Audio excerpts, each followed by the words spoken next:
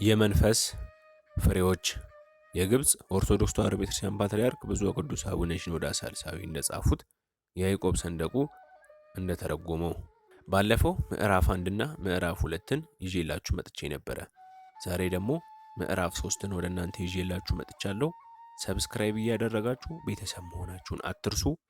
ወደ መጽሐፉ ምዕራፍ 3 ሰላም። ሐዋርያው ቅዱስ ጳውሎስ የገለጸው የመንፈስ ፍሬ ፍቅርን፣ ደስታንና ሰላምን ያጠቃልላል። አስቀድመን ስለ ፍቅርና ደስታ ተነጋግረናል። አሁን ደግሞ ወደ ሰላም እንሸጋገራለን። በቅድሚያ በቅዱስ መጽሐፍ በጸሎትና በሕይወታችን ሰላም ያለውን አስፈላጊነትና ጥቅም በመግለጽ እንጀምር። በመቀጠልም ስለ ሰላም 3 መሠረታዊ ነገሮችን እንጽፋለን። ከእግዚአብሔር ጋር ሰላምና ከእግዚአብሔር የሚገኝ ሰላም፣ ሰላም ከሰዎች ጋርና እንዲሁም ደግሞ ከራስ ጋር የሚደረግ በልብ ያለ ውስጣዊ ሰላም ናቸው። የሰላም አስፈላጊነት። ሰላም ለሰዎች ሕይወት በጣም አስፈላጊ ነው። ከሰላም ውጪ ማህበረሰብ ሊረጋጋ አይችልም።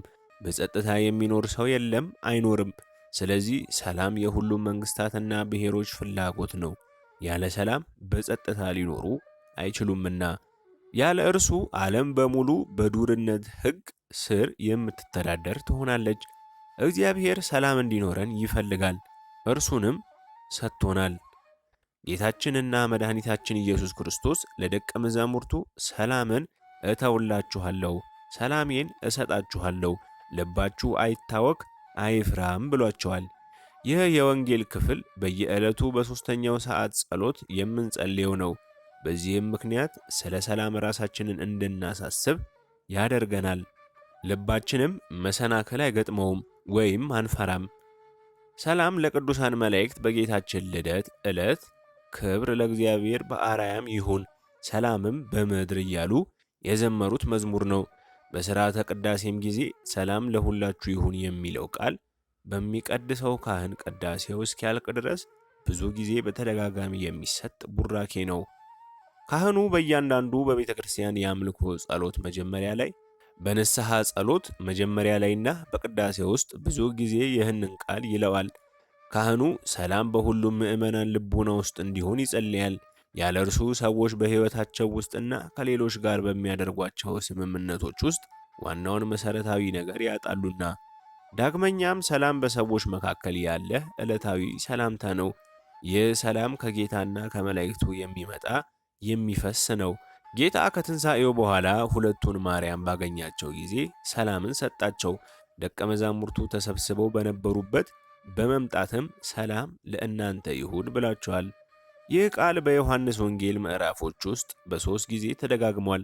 ዳግመኛም ጌታ ደቀ መዛሙርቱን ሲልክ ወደምትገቡበት ቤት ሁሉ አስቀድማችሁ ሰላም ለዚህ ቤት ይሁን በሉ፣ በዚያም የሰላም ልጅ ቢኖር ሰላማችሁ ያድርበታል፣ አለበለዚያ ይመለስላችኋል ብሏቸዋል። እመቤታችን ቅድስት ድንግል ማርያም ቅድስት ኤልሳቤጥን በጎበኘችበት ወቅት ሰላምታ በመስጠት ነው የጀመረችው። ስለዚህ ኤልሳቤጥ የማርያምን ሰላምታ በሰማች ጊዜ ጽንሱ በማኅፀኗ ዘለለ፣ በእርሷም መንፈስ ቅዱስ ሞላባት። ያ ሰላምታ እንዴት በመንፈሳዊ ኃይል የተሞላ እንደነበር ይደንቃል። መልአኩ ቅዱስ ገብርኤልም እንዲሁ የጌታን ልደት ለቅድስት ድንግል ማርያም ባበሰራት ጊዜ በተመሳሳይ ሰላምታ ሰጥቷታል። አባቶቻችን ሐዋርያት መልእክቶቻቸውን ለመጀመር ጸጋና ሰላም ለእናንተ ይሁን የሚል ቃልን ተጠቅመዋል። ከጠቃሚነቱ የተነሳ ከመጀመሪያዎቹ የመንፈስ ፍሬዎች መካከል ሆኖ ተገልጿል። ከዚህ በተጨማሪም በውይይቶች መካከል ሰላም ይፈለጋል። ሐዋርያው የጽድቅንም ፍሬ ሰላምን ለሚያደርጉት ሰዎች በሰላም ይዘራል እንዳለው በአብዛኛው ሰላም የንግግር መጀመሪያና መጨረሻም ነው። ነቢዩ ኤልሳ ከሶርያዊው ከንዕማን ጋር ያደረገውን ንግግር በሰላም ሂድ በሚል ቃል እንዳጠቃለለ እናነባለን። ጌታችን ኢየሱስ ክርስቶስም ከኃጢአተኛዋ ሴት ጋር ያደረገውን ንግግሩን በሰላም ሂጂ በሚል ቃል አጠቃሏል። ከእግዚአብሔር ጋር ሰላም መሆን። ሰው ሲፈጠር ከእግዚአብሔር ጋር ሰላም ነበር። ነገር ግን በኃጢአት ሲወድቅ ከእግዚአብሔር ጋር የነበረውን ያንን ሰላም አጣ። ስለዚህ ይህ ሰላም ማጣት በአዳም ዘንድና በቃየል ዘንድ ተከስቷል። ዳግመኛም በልጅ ልጆቻቸውና በትውልዱ ሁሉ ውስጥ በነበሩት ክፉ ሰዎች ዘንድም እንዲሁ ተከስቷል። ኃጢአት ከእግዚአብሔር መለየትና ከእግዚአብሔር ጋር መጣላት ነውና። በመጽሐፍ እንደተጻፈ ለክፉዎች ሰላም የላቸውም። ክፉዎች በዚህ ምድር በሚኖሩበት ጊዜና በዚህ ዓለም መጨረሻ በጌታ ዳግመኛ መምጣት ጊዜ ከእግዚአብሔር ጋር ያላቸውን ሰላም ያጣሉ። ስለዚህም ሐዋርያው ቅዱስ ጳውሎስ ሲናገር በሕያው እግዚአብሔር እጅ መውደቅ የሚያስፈራ ነው ብሏል። ታዲያ ከእግዚአብሔር ጋር መታረቅ እንዴት ይቻላል? እምነት የሌላቸው እምነት በመቀበል ኃጢአተኞችም በንስሐ ከእግዚአብሔር ጋር ይታረቃሉ። ስለ እምነት በመጽሐፍ ቅዱስ እንግዲህ በእምነት ከጸደቅን በእግዚአብሔር ዘንድ በጌታችን በኢየሱስ ክርስቶስ ሰላምን እንያዝ ይላል። ይህ ሰላም በቀራንዮ አደባባይ የተሰቀለውን ጌታችንንና መድኃኒታችንን ኢየሱስ ክርስቶስ ስለ እኛ ያፈሰሰው ቅዱስ ደሙ ፍሬ ነው። እርሱ ሰላማችን ነውና የጥል ግድግዳን በሥጋው ያፈረሰው እርሱ በሰማይና በምድር መካከል ሰላምን አደረገ። ንስሐን በተመለከተ ስሙ የተመሰገነ ይሁንና እግዚአብሔር ወደ እኔ ተመለሱ እኔም ወደ እናንተ እመለሳለሁ ብሏል። ተወዳጁ ቅዱስ ዮሐንስም ልባችንስ ባይፈርድብን በእግዚአብሔር ዘንድ ድፍረት አለን፣ ትእዛዙንም የምንጠብቅና በፊቱም ደስ የሚያሰኘውን የምናደርግ ስለሆንን የምንለምነውን ሁሉ ከእርሱ እናገኛለን። ቅዱስ አውግስጢኖስም ደግሞ ኑዛዜዎች በተሰኘው መጽሐፉ ልቦችን በእርሱ ውስጥ ማረፊያቸውን እስኪያገኙ ድረስ ሲቀሰቀሱ ይቆያሉ ብሏል። ከእግዚአብሔር የሚገኝ ሰላም። የዳዊት መዝሙር እግዚአብሔር ሕዝቡን በሰላም ይባርካል እንዳለው እውነተኛ ሰላም የሚገኘው ከእግዚአብሔር ነው። ስለዚህ ሰላም ሐዋርያው አእምሮንና ሁሉን የሚያልፍ የእግዚአብሔር ሰላም ልባችሁንና ሐሳባችሁንም በክርስቶስ ኢየሱስ ይጠብቃል ብሏል። እግዚአብሔር የሰላም ምንጭ፣ የሰላም ልዑልና የሰላም ንጉሥ ነው። ለእርሱ ኦ የሰላም ንጉሥ ሰላምህን ስጠን፣ ሰላምህን ፍቀድልን የሚለውን መዝሙር እንዘምራለን። በአምልኮ ሥርዓት ውስጥ የመጀመሪያው የንስሐ ጸሎት እግዚአብሔር በቤተ ክርስቲያን ውስጥ ለሚሰበሰቡት ክርስቲያኖች ሰላም የምንጠይቅበት የሰላም ጸሎት ነው። የእግዚአብሔር ሰላም ከዲያብሎስ እንዲሁም ከፍርሃትና ከጭንቀት ይጠብቀናል። ስለዚህ እግዚአብሔር ለእኛ የገባውን ቃል ኪዳን ማስታወስ አለብን። የጌታን ቃል የምናስታውስ ከሆንን በልብህ ውስጥ ሰላምን ታገኛለህ።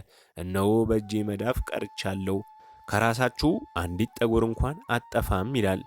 ስለ እግዚአብሔር ጥበቃ የተናገሩትን የዳዊት መዝሙራት በምታስታውስበት ጊዜም ያ የደስታ ስሜት ይሰማሃል። ለምሳሌ መዝሙር 120 እግዚአብሔር ይጠብቅሃል፣ እግዚአብሔር በቀኝ እጅህ በኩል ይጋርድሃል፣ ፀሐይ በቀን አያቃጥልህም፣ ጨረቃም በሌሊት። እግዚአብሔር ከክፉ ሁሉ ይጠብቅሃል፣ ነፍስህን ይጠብቃታል። ከዛሬ ጀምሮ እስከ ዘላለም እግዚአብሔር ይጠብቃል። በልዑል መጠጊያ የሚኖር ሁሉም በሚችል አምላክ ጥላ ውስጥ ያድራል። ከሌሊት ግርማ፣ በቀን ከሚበር ፍላጻ በአጠገብህ 1000 በቀኝህም 10,000 ይወድቃሉ፣ ወደ አንተ ግን አይቀርብም የሚለውን አስታውስ። ብዙዎች በእርግጥም በመዝሙረ ዳዊት ውስጥ የሚገኙት የእግዚአብሔር የሰላም ቃል ኪዳኖች ናቸው። ስለዚህ መዝሙረ ዳዊትን በልብህ ተማራቸው። የዳዊት መዝሙራትም አንተን ይጠብቁሃል። ሐሰተኛ ወይም የውሸት ሰላም። ይህ ሰላም ልክ ሐሰተኛ ነቢያት ሰዎችን ከመማረካቸው በፊት ሰዎችን ለማታለል ለዚህ ጥፋታቸውም ንስሐ የማይገቡ የእግዚአብሔርን ቁጣም የማይፈሩ የሆኑት እንደሚጠቀሙበት አይነት ነው። ስለዚህ በነቢዩ ሕዝቅኤል መጽሐፍ እግዚአብሔር አምላክ ሳይኖር ሰላም እያሉ ሕዝቤን አታለዋልና ሰላም ሳይሆን ሰላም ሰላም ይላሉ ብሏል። ይህ የህሊናን መስመር የሳተ የሚያስጨንቅ የማታለል አይነት ነው። ሰይጣን የመጀመሪያዎቹን አባትና እናታችንን ባታለላቸው ጊዜ ሞትን አትሞቱም፣ ከእርሷ በበላችሁ ቀን ዓይኖቻችሁ እንዲከፈቱ እንደ እግዚአብሔርም መልካምንና ክፉን እንድታውቁ እንድትሆኑ እግዚአብሔር ስለሚያውቅ ነው እንጂ በማለት እንዲሁ አድርጓል። በተመሳሳይ መልኩ የተወሰነ ኃጢአት ሌብነትንና ጉበኝነትንም ይሁን ዝሙት ወይም ማጭበርበር እንዲሰራ የሚፈልግ ማንኛውም ሰው ምንም ጉዳት እንደማይከሰትበትና ሁሉም ነገር በሰላም እንደሚጠናቀቅ ይነግረዋል። እንደዚህ አይነት ሐሰተኛ ሰላም ከመጠን በላይ ከራስ ከመተማመንና ከትዕቢት ሊመነጭ የሚችል ነው። ይህን መሰል ሰው ይሰራቸው ዘንድ የሚፈልጋቸውን ስህተት የሆኑ ሥራዎች በሰላም ሊሰራቸው እንደሚችል ያስባል። ለምሳሌ አንድ ነፍሰ ገዳይ ምንም አይነት መሰናክል ከፊቱ ሳይገጥመው ወንጀሉን በጥንቃቄ እንደሚፈጽምና ሁሉንም ነገር በሰላም እንደሚጠናቀቅ ያምናል።